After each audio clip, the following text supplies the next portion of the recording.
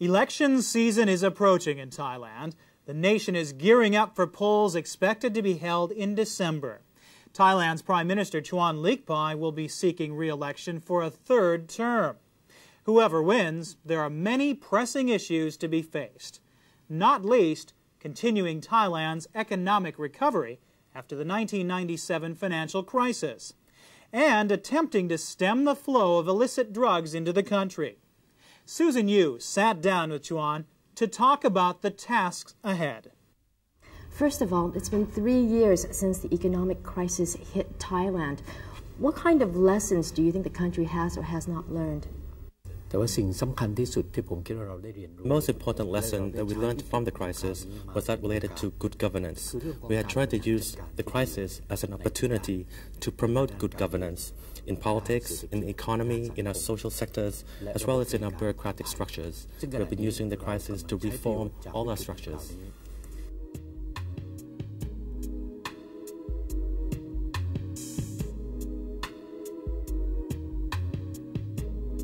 When you personally see Bangkok and see a great number of uncompleted projects that have been sitting idle for years, how does that make you feel as head of state? It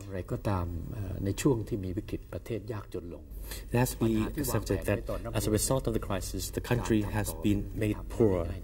The country has been made poorer. We are now less wealthy than what we have been in the past. But the government has been trying to work to address these problems with transparency. We have been trying to tell the people what needs to be done.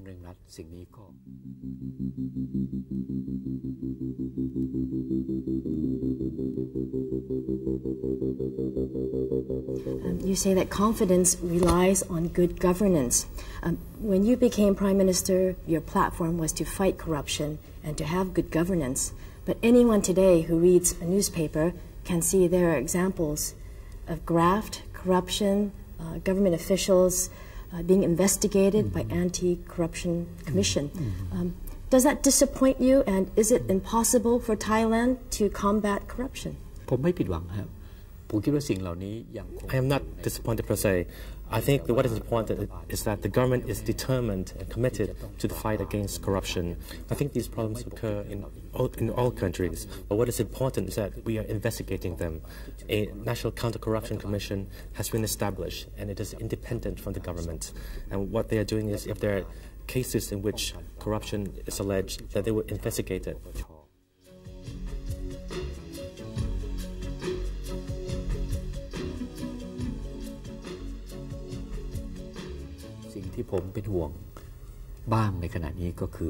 What we are now worried about is that, given the government's policy of trying to distribute authority to outlying areas, at the moment the government has proceeded fully on this issue, and we have completed the various legislations by 100%. But what will also be distributed to local authorities is the expenditure of the national budget. Expenditure will now be controlled by the local authorities. This will be something new for us, and we are worried, we are concerned that this may lead to cases of graft or corruption.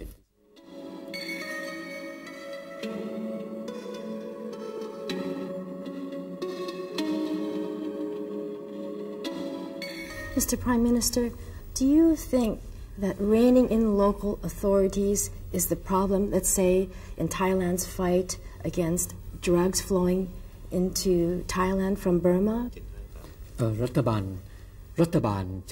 This will naturally depend upon close cooperation both between the central government and the local authorities.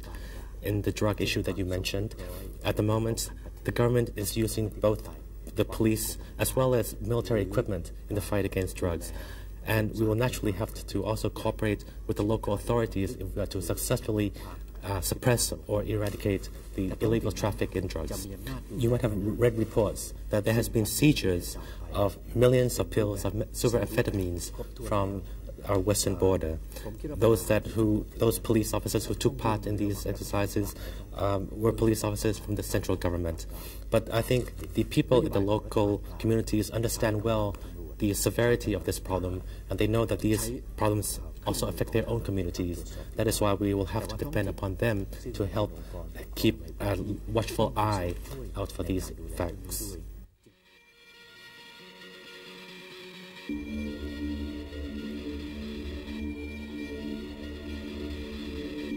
you think Thailand is losing the anti-drug war when you don't get the kind of cooperation you would like from your counterparts in Burma?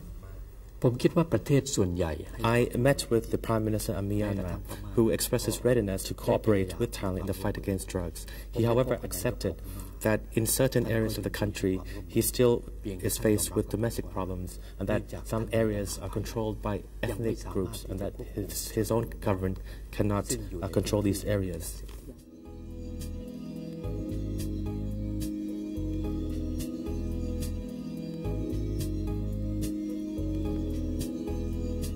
As defense minister as well, do you find it worrying that the Tamil Tigers have been using Thailand as a base for activities, let's say in drug smuggling and arms running? News, in fact, of the liberalization Tigers of Tamil Nadu, or the LTTE, using Thailand as a base, in fact, first surfaced around 6 to 7 years ago.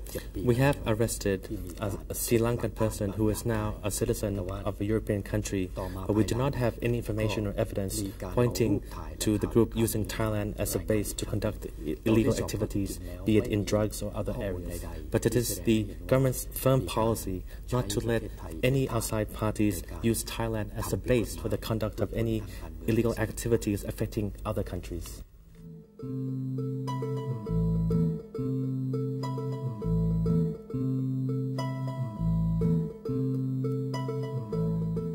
And what is Thailand's role in ASEAN? With regards to our role in ASEAN, Thailand has cooperated with the other 9 member countries closely in trying to promote the prosperity and well-being of the region as a whole. Although sometimes some difficulties may arise given the fact that some countries have different governmental systems, but I think that overall we have been able to move ahead. That is also the reason why we have played a role in this situation in East Timor, and why we have sent our troops to participate in the peacekeeping force there.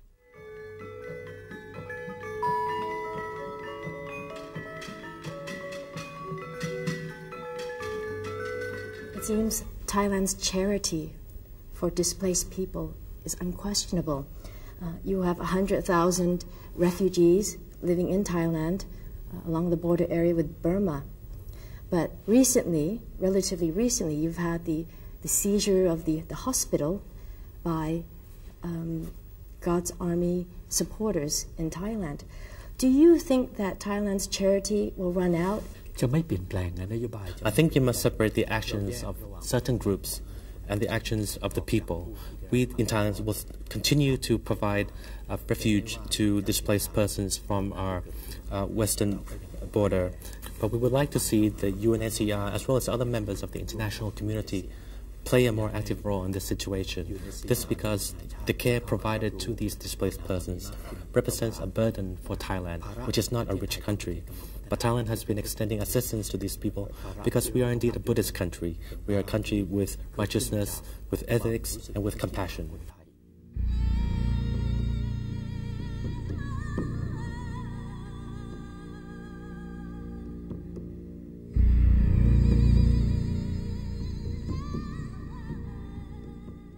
October is a very significant month in Thailand's democracy history, if you will. What does it mean to you, being a graduate of Thammasat University, where students had their uprising? What does it mean to you nearly 25 years on, as far as the country's development in democracy? I, in fact, participated, was a figure in both events. And both the events I mentioned had helped push forward the democratic process in the country. Therefore, it must be said that in the region, Thailand is one of the countries with the most stable democracies where people enjoy rights.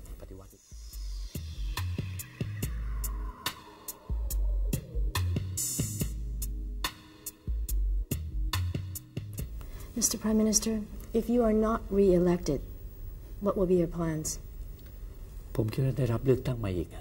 I think I will be re-elected as an MP, but whether I will be part of the government or not will be another matter. Over the past 30 years in which I have entered politics, I have at times been part of the opposition, at times been part of the government. Therefore, I think it will not be important what hat I will wear, but what is important is that we act righteously. What would you like your legacy to be if you are not re-elected? ไม่หรอกครับ I think a legacy is not important, but what I will be most proud of is that I am recognized to have worked hard for the people. A legacy, I believe, is up to the people themselves to think what they wish. Thai Prime Minister Chuan Leekpai was talking to Susan Yu.